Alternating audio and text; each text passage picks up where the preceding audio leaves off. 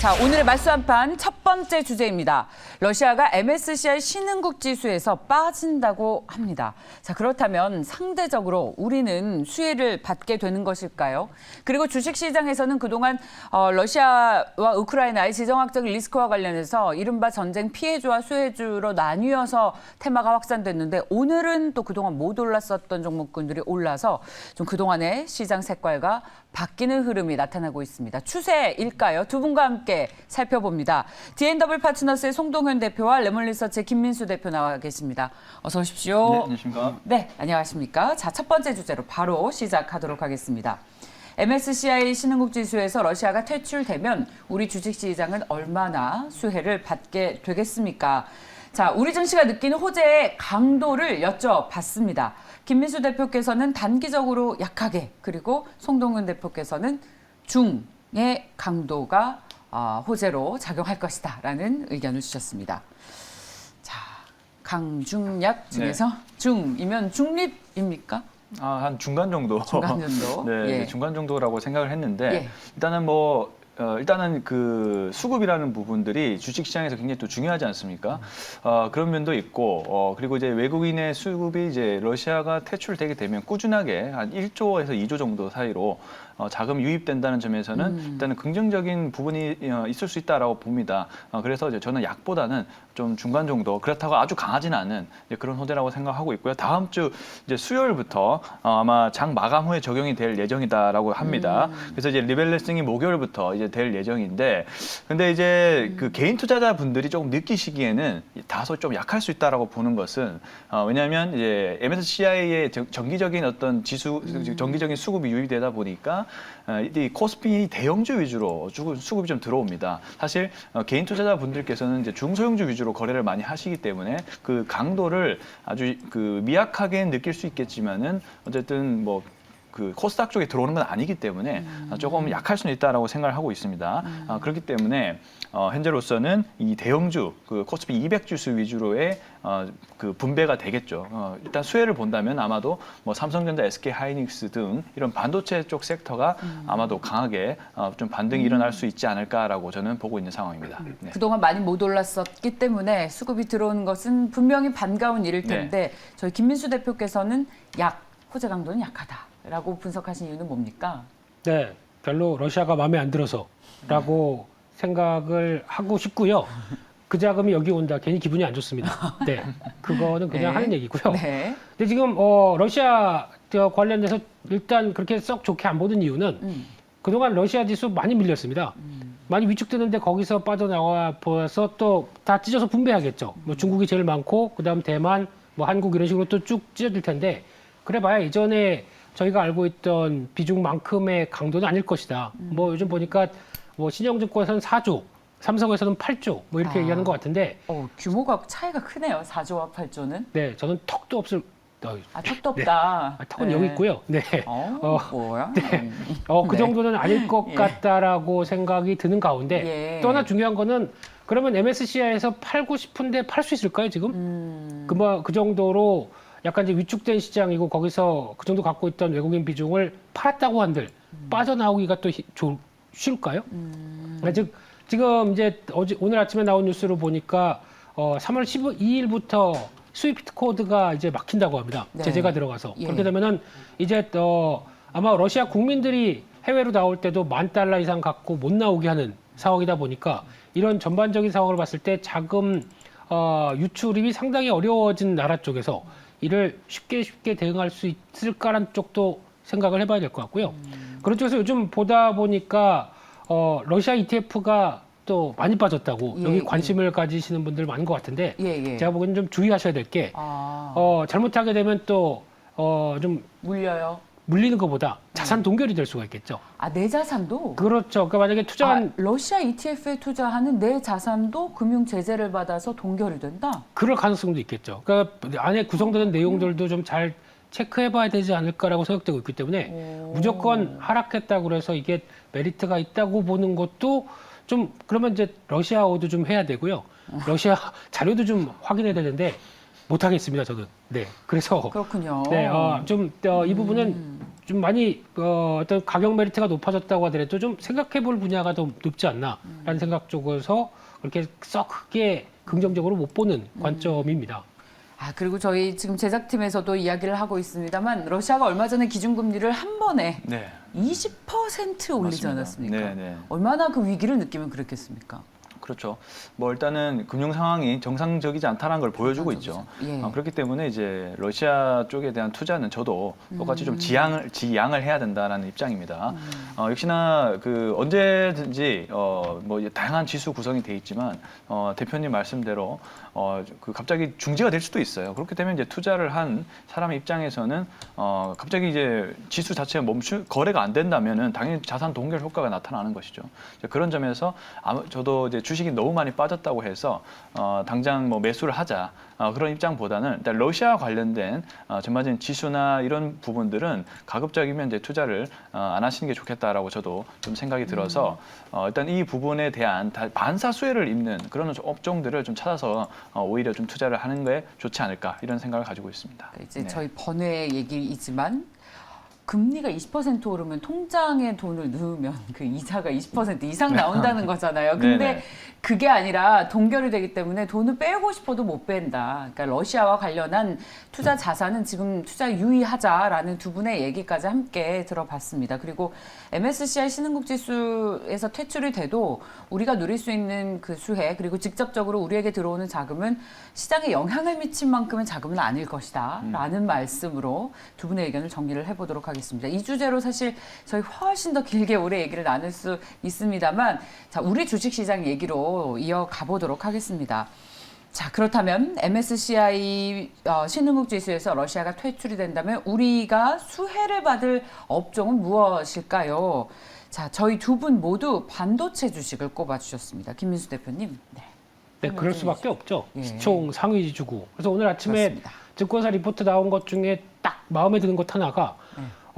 이번에 MSCI 지수를 통해서 그러니까 퇴출을 통해서 수혜를 받는 종목들이 쭉 나오더라고요. 근데 거기 가장 나왔던 핵심은 그만큼 유동 비율이 적고 거기서 만약에 자금이 들어왔었을 때 탄력을 받을 종목들이 뭐냐라고 보다 보니까 대부분 우선주들입니다. 우선주요. 네, 삼성전자 우선주가 1위였고 거기다가 LG화학 우선주 뭐 이런 쪽으로 약간 우선주 쪽이 좀 더 낫지 않겠느냐라고 분석을 한 건데 뭐 개연성도 있습니다만 네, 그리고 또 하나 눈길이 가는 종목 중에 하나가 KTN즈입니다. 이게 3위인가 4위에 들어와 있더라고요. 그래서 대부분의 또 우선주와 또 시가총액 그대로 또 들어오게 되면 또 반도체 쪽 그런 경향을 봤었을 때 이럴 가능성이 있겠다라고 바라보고 있는데 그거보다 이제 더 중요한 거는 실질적으로 뭐 수급 이슈다 보니까 한 번에 적용되고 말게 되면 뭐 그때 뭐 타이밍으로 팔았다가 샀다가 이렇게 할 수밖에 없는 상황인데 그를 빼고도 시총 상위주 반도체주가 어느 정도 어떤 추세적으로 갈 수 있겠느냐 여기가 더 핵심인 것 같고요. 반도체 쪽은 뭐 이런 반도체 업황 분석인가요? 네. 지금 얘기로는 아마 러시아 쪽에 수출이 못하다 보니까 약간 부담감이 있다고는 얘기했지만 그거는 비중이 그렇게 크지 않다라고 얘기를 하고 있고 지금 오히려 어떤 뭐 특수가스나 아니면 또 재료나 이런 것들이 오히려 좀 제대로 공급 못 돼서 약간 출하가 지연되면 어떨까라는 우려까지도 있었는데 그렇죠. 그런데 요즘 동향을 딱 보게 되면은 다들 이제 수요자들이 공급자 입장이고 수요자 입장 쪽으로 생각하게 되면 아니 그러면 지금 주문했는데 반도체 생각보다 늦게 나온다. 그러면 안 되지 않나? 라는 쪽에서 가수요가 발생하죠. 네. 가수요는 가격을 끌어올립니다. 예. 그러면 메모리 반도체 쪽에서는 오히려 사이클이 더 빨라질 수 있는 개연성이 나오지 않나? 라는 쪽에서 가격 쪽은 좀 더 긍정적인데 그럼 말 그대로 공급 측면 쪽으로 봤을 때 이런 진짜 제논이나 뭐 크립톤, 네온 이런 쪽이 생각보다 좀 딜레이 돼서 수입 다변화를 못 시키게 되면 진짜 출하가 좀 늦어지는지 네. 이것도 확인할 필요가 있겠죠. 예. 근데 지금 기조를 보게 되면 그렇게 크게 영향을 만약에 그렇게 바빴으면은 벌써 이재용 부회장 움직였을 거고, 근데 또 SK 사장님 움직이셨을 텐데 그 정도도 아닌 것 같습니다. 움직임이 네. 없다. 예, 그럼 오히려 수요를 좀 더 촉발할 수 있는 뉴스라고 하게 되면 좀 더 긍정적이지 않을까요? 네, 그렇게 바라보고 있습니다. 그런데 아직까지는 움직임이 없고 사실은 저희는 이 전쟁 이후의 시장에 어떻게 반응할지 또 많이들 분주하게 분석들을 하고 계시는데 다음은 경기에 또 악영향을 미치지 않을까라는 얘기들이 있지 않습니까? 사실 경기가 좀 위축되면 반도체 수요가 살아날 리가 없죠. 그렇죠. 반도체도 경기 민감 쪽으로 바라볼 수 있는 쪽인데, 근데 지금 아마 이 전쟁 리스크 때문에 가장 많이 잊혀진 것 중에 하나가 리오프닝이라고 생각되고 있는데요. 예, 예. 네, 리오프닝이 되게 되면은 이제 저희도 이제 리오프닝이죠. 뭐 사실은 그렇죠. 네, 거의 방역 패스가 없어지니까 이제 어색하더라고요. 이제 반대로 얘기하면 신경 안 쓴다는. 네, 이제 뭐 2주에 한 번 최대 확진자로 바꿔서 보고한다라고 하게 되면 뭐 거의 끝났는데 무섭죠. 한 뭐 20만 명대다 보니까 네네. 진짜 건강 관리는 조심하셔야 되는데 네. 그럼에도 불구하고 이런 변화가 이제 선진국부터 이제 쭉 하고 변화가 나오기 시작해서 더 이상의 변이 바이러스가 없다고 하게 되면 정상으로 돌아가는 거죠. 정상으로 돌아가는 것 자체가 기존에 위축됐던 경기에 대한 변화가 제자리로 돌려놓는다라고 네. 하게 되면 여기서 나올 수 있는 투자 아이디어는 저희가 알고 있는 뭐 여행 항공주를 제외하고는 상당히 많습니다. 그러니까 경기와 관련된 경기 민감주의 변화가 이제 드디어 어떤 위축된 요인들의 기저효과와 함께 변화가 나온다. 이게 가장 큰 핵심이라고 생각됩니다. 아, 그렇군요. 제가 이제 전쟁 이후에 우리 경기가 위축된다면 경기 민감주들 또한 좀 위축되지 않을까라는 의문을 제시를 했는데 그것보다는 이제 리오프닝 이후에 경기가 오히려 살아나는 것에 주목을 하는 아이디어를 가지고 시장을 보자는 큰 그림을 그려주셨습니다. 우리 송동현 대표께서 하실 얘기가 많아서 기다리고 계시는 게 느껴지는데 다음 이슈로 넘어가서 반도체 얘기 계속 해볼게요. 네, 알겠습니다. 그때 풀어주시죠. 네. 두 번째 이슈로 넘어가겠습니다. 자, 그래서 러시아가 MSCI 신흥국 지수에서 퇴출이 되면 우리 반도체 업종은 가장 큰 수혜를 받게 될 텐데 간밤 미국 시장의 흐름과 더불어서 우리도 오랜만에 반도체 주식이 좋습니다. 대표주로는 주성 엔지니어링을 꼽아 봤는데요. 자, 오늘 반도체 주식과 또 부품주들의 흐름이 좋은데 아쉽게도 지금 현재는 시장 대비 좀 부진한 흐름입니다. 자, 그럼에도 불구하고 목표가 여쭤보고 계속 반도체 주식 투자 전략 세워보시죠. 자, 저희 송동현 대표께서는 33,000원, 김민수 대표께서는 29,000원의 목표가를 주셨습니다. 저 목표가가 나오게 된 근거는 어디 있습니까? 네, 사실 이제 증권사 컨센서스를 좀 많이 좀 참고를 했고요. 우선은 근데 주성 엔지니어링 같은 경우는 다른 반도체 종목에 비해서 굉장히 강한 모습을 현재 보이고 있습니다. 반도체 종목이 사실 우리나라 증시에 굉장히 많잖아요. 네. 근데 이제 주성 엔지니어링이 왜 이렇게 특별할까? 이렇게 좀 생각을 해보면 역시나 실적을 얘기를 안 할 수가 없을 것 같습니다. 그동안 폭발적으로 눌려 있었던 이제 실적이 계속 좋았는데 주성이 계속 눌려 있었거든요.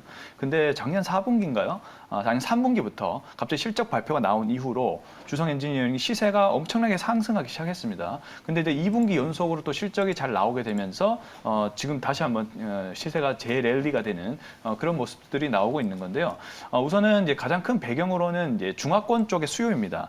아무래도 이제 중국 쪽도 이 반도체가 가장 이제 핵심 산업이라 볼 수 있겠죠. 그럼 반도체 굴기라고도 이제 표현을 하죠, 중국에서.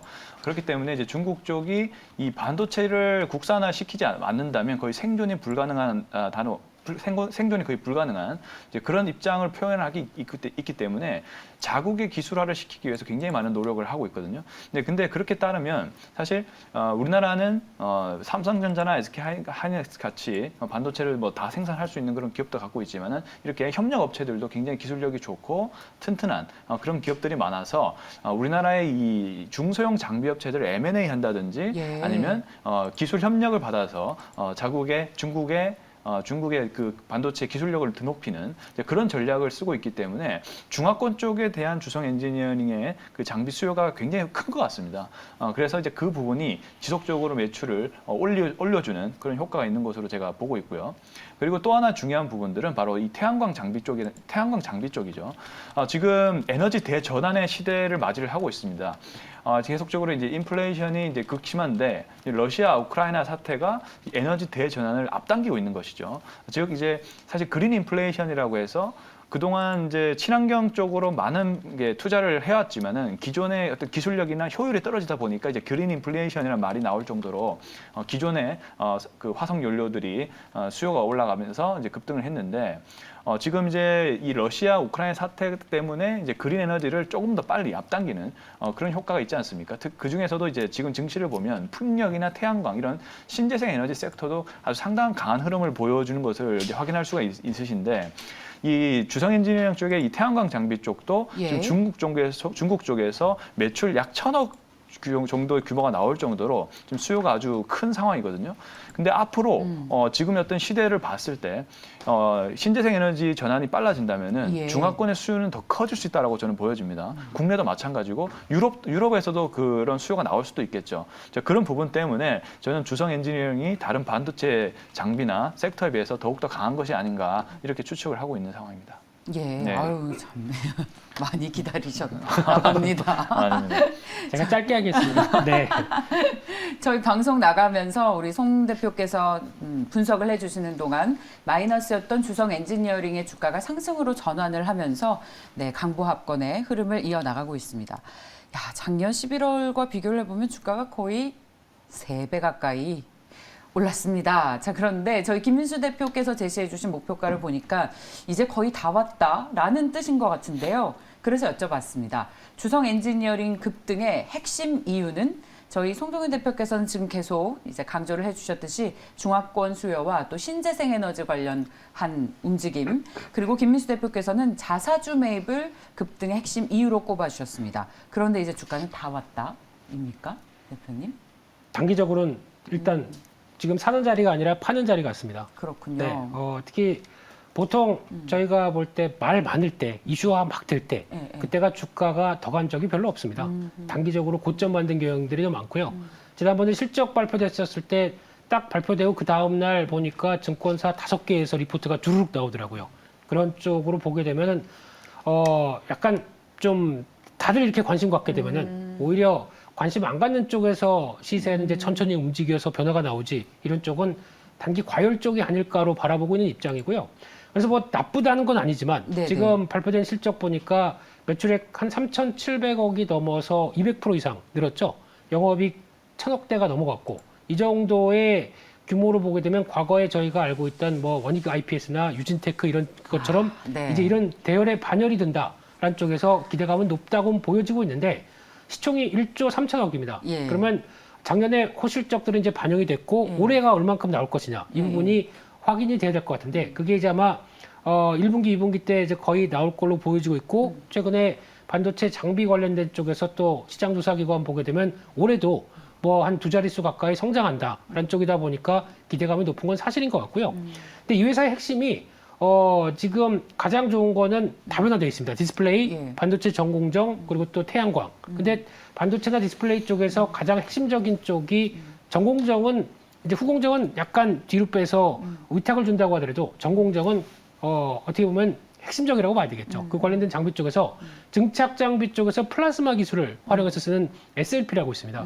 이게 가장 적용되다 보니까 그만큼 효율성도 높고 어떤 메이커 입장적으로 보게 되면 좋으네. 그리고 잘 만들겠네라고 하다 보니까 여기서 이제 늘어나는 부분들이 실적에 반영되는 과정이라고 봐야 될 것 같고요.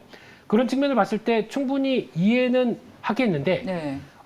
주가가 또 단기적에 많이 올랐고 이런 여러 가지 변화가 나올 때는 고점 만들고 쉴 때 사자라고 하는 게 가장 좋을 것 같고요.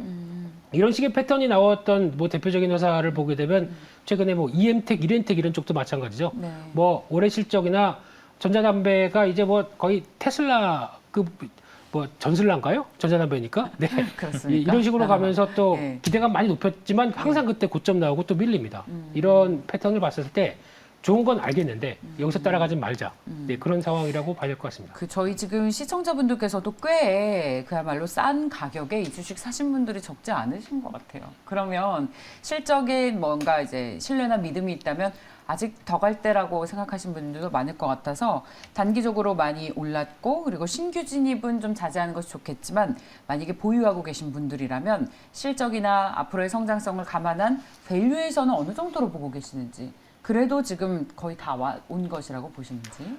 제가 강조드리고 싶은 건 싸게 샀는데 지금 수익권 충분히 뭐 4배, 5배 수익권이라면, 났다. 예. 그러면 지금 팔 필요가 없죠. 예, 여전히 올해 상반기 실적 흐름들이나 특히 이제 매출액 자체가 올라가는 속도를 보게 되면 지금부터는 영업 레버리지가 나오기 시작합니다. 그만큼 이제 수주 나오는 게 그대로 그동안에 나왔던 부분보다는 확연하게 수익성이 올라가다 보니까 당연히 실적이 좋아지는 구조죠. 그런데 이를 약간 작년 실적과 올해 나올 수 있는 부분까지 이제 어느 정도 시총이 1조 3천억이라고 하게 되면 네. 반영이 돼갖고 있기 때문에 여기서 이제 특출나게 뭐 앞으로 뭐 4만 원, 5만 원 가기보다는 네. 이제 좀 출렁출렁이 좀 나오겠죠. 예. 그런 과정들을 받아가시되 또 하나 자사주 매입이라고 제가 표현한 이유는 회사에 대한 자신감입니다. 지금 신고가죠. 그런데 며칠 전에 여기다 자사주 매입을 하겠다라고 딱 얘기를 하는 것 정도는 얼만큼 회사가 자신감이 있길래 자사주 매입을 하나 네. 한 근거 때문에 한 번 더 랠리를 보였다고 봐야 될 것 같고요. 예. 근데 자사주 매입을 한다고 하더라도 이번이 자사주 매입 신탁입니다. 예. 그러면 굳이 여기 이 가격대에서 반드시 사야 되는 건 아니고요. 그러면 이쪽 입장으로 봤을 때 그렇다고 고가에 그냥 사서 그러니까 신탁 받았던 입장 쪽으로 보게 되면 예. 무조건 고가에서 따라가서 사지는 않을 거란 얘기죠. 그러면 고가일 때는 기다렸다가 다시 이제 어느 정도 눌리면 보면 거기서 샀다가 이쪽도 마찬가지로 트레이딩 부서입니다. 그런 예. 관점으로 보게 되면 지금 고가에 같이 따라가는 것은 아니다라는 관점 쪽에서 길게는 괜찮습니다만 예. 단기적으로는 그렇게 바라보고 있습니다. 예, 좋습니다. 야, 주성 엔지니어링 지금 수익권에 계신 분들 정말 축하드리고요. 수익 극대화 하시길 바랍니다. 자, 주성 엔지니어링을 봤고요. 다음 이슈로 넘어가겠습니다. 자, 그동안 이제 전쟁 관련 수혜주로는 분류되지 못했고 또 HDC 현대산업개발 이후로 불미스러운 어떤 투자 심리에 휩쓸렸었던 건설주 이제 힘을 내주는 것일까요? GS건설을 비롯한 건설주들의 흐름이 좋습니다.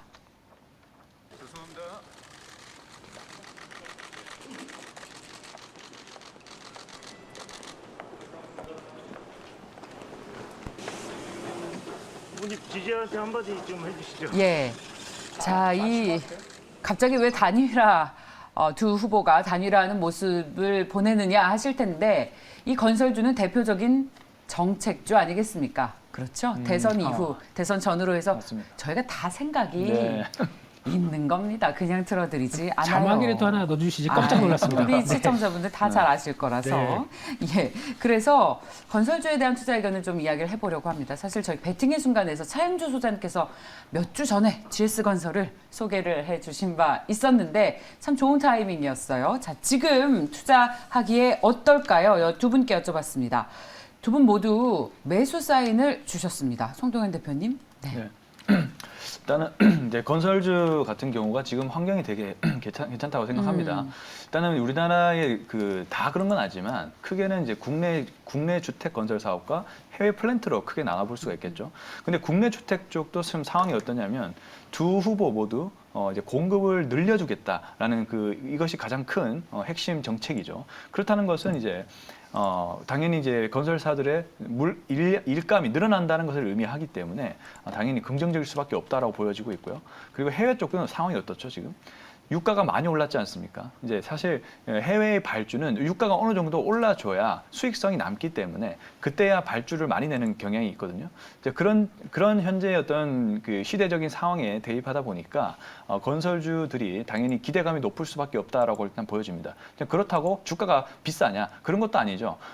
주가가 이제 이제 거의 추세를 전환시키고 조금씩 상승하고 있는 이제 그런 단계로 보여지기 때문에 지금 당장 풀 매수를 하자 이런 의견보다는 점진적으로 이제 매수를 하기에 조금 시기가 괜찮지 않나라는 생각을 좀 가지고 있어서 전반적으로 이제 건설주는 좀 괜찮지 않을까라는 의견을 가지고 있고 저는 근데 이제 국내 주택만 하는 그런 건설사보다는 우선은 국내와 해외 플랜트 모두 다 같은 역량을 가지고 있는 회사로 좀 접근하는 것이 좀 좋지 않을까 이런 의견을 가지고 있습니다. 그래요. 네. 답을 주시면 아직 안 돼요. 네, 답을 안 줬죠 아직.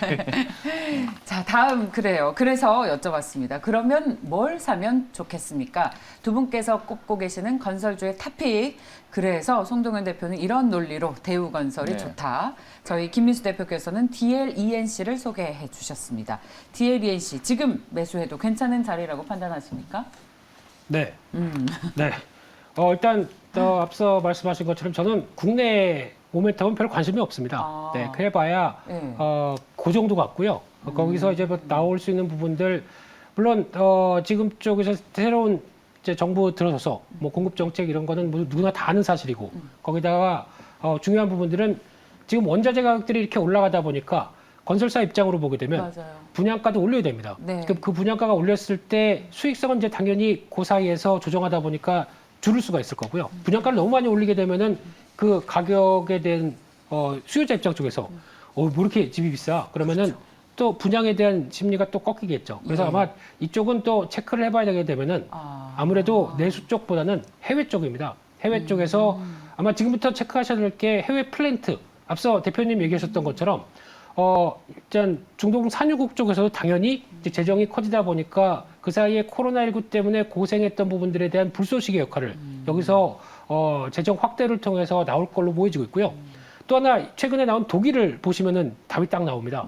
독일이 그동안 러시아 때문에 얼마나 많이 고생했습니까? 저 멀리 있지만은 에너지 관련된 것 때문에 1년에 한 번씩 계속 협상해야 되고 괴롭히고 그런 관점 쪽에서 이번에 러시아가 결정한 게 일단 LNG 터미널 건설하고 거기다가 에너지 독립을 위해서 여러 가지 변화를 가져가겠다. 그러면 이런 에너지 관련된 쪽에서 여러 가지 이제 또 투자가 더 이루어지고 뭐 추가적인 뭐 시추나 원유 채굴 이런 것도 같이 이어질 텐데 이거 다 누가 하나요?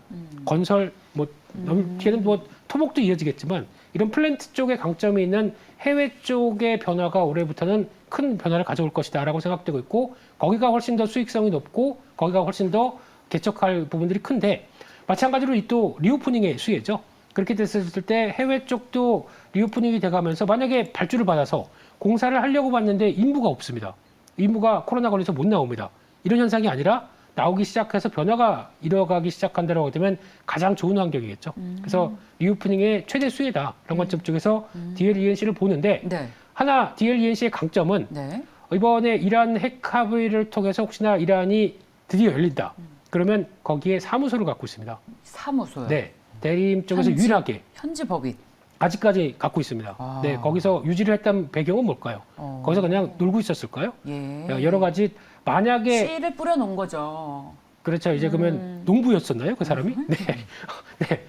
이제 농부들이 이제 뿌린 씨를 거두기 네. 시작한다라고 하게 되면 아마 어떤 이란 쪽에 또 그러면 그동안 산유를 하기 위해서는 좀 상당히 오랜 기간 동안에 멈춰 있었는데 재가동을 해야 되겠죠. 그런 쪽에서 중추적인 역할을 할 회사가 DLENC라고 생각합니다. 그렇군요. 민수 대표님, 네. 콕 집어서 질문이 들어왔는데 저도 같은 생각도 하고 있습니다. 해외 플랜트라고 하면 또 대표 주식이 삼성 엔지니어링 아니겠습니까? 빙고죠. 괜찮나요? 네. 라고 여쭤봤어요. 매수 가능입니다. 예. 네. 네. 뭐 이제 둘 중에 하나를 골라주세요라고 하는 질문이 좀 굉장히 어렵습니다만 그래도 네. 최선호는 DLENC다. 아니면 반반? 살짝 뒤로 반반? 네. 좋습니다. 네, 좋습니다. 삼성 엔지니어링도 해외 플랜트 모멘텀으로 긍정적이다라는 정리해 주셨습니다. 자, 저희 송동현 대표의 탑픽 주식 대우건설 듣고 네, 저희 마무리 짓겠습니다. 아, 네. 네. 대우건설 같은 경우도 일단은 해외 쪽에 아주 큰 역량이 있죠. 특히 이제 원전이나 원전이나 기타 여러 가지 가스 플랜트라든지 이쪽에는 현대건설과 거의 맞먹을 정도의 시공 능력, 시공 1, 2위를 앞다투고 있기 때문에 이 해외 쪽에 기회가 많다면 대우건설 역시 그 기회를 충분히 누릴 수 있다라고 보여지고 있고요. 네. 국내 쪽도 프리미엄 브랜드를 가지고 있죠. 사실 이제 수익성의 악화에 대한 부분을 좀 걱정할 수가 있는데 네. 사실 주가는 P/Q로 나눈다면은 가격이 예를 들면은 높아질 수밖에 없는데 예를 들면 그런 거죠. 비용이 높아지면 분양가도 예를 들면 높아진다고 가정했을 때 그렇다면 여기에서 수익성을 증가시킬 수 있는 부분은 바로 공급입니다. 네. 공급이 늘어나게 되면은 그런 이제 약간의 인플레이션으로 인한 비용 효과 이런 부분들을 어느 정도 상쇄시킬 수가 있는 것이죠. 전보다는 훨씬 더 공급량이 늘어나기 때문에 저는 국내 쪽도 수익성은 괜찮다라고 좀 생각을 하고 있고요. 역시나 저는 중요하게 생각하는 부분들이 역시 해외입니다. 해외 설계 쪽에 그래도 역량 있는 기업이 시공 경험이라든지 이런 경험들이 많은 회사가 가야만 당연히 수주라든지 이런 부분들을 많이 획득을 할 수가 있겠죠. 네. 그러니까 대우건설을 봤을 때는 그런 역량이 충분히 있다라고 보여지고 있고요. 예. 더군다나 다른 종목과 비해서 조금 더 프리미엄을 받을 수 있는 요소는 바로 M&A죠. 지금 중흥그룹이 대우건설의 인수를 준비를 하고 있기 때문에 현재로서는 저는 대우건설 수급도 좋고 굉장히 실적도 좋아 보이는 그런 상황이다라고 생각합니다. 거기에 M&A 이슈까지 있다라는 말씀까지 들어봤습니다. 오늘 맞수 한파는 레몬리서치의 김민수 대표, D&W 파트너스의 송동현 대표와 함께했습니다. 말씀 고맙습니다. 네, 감사합니다.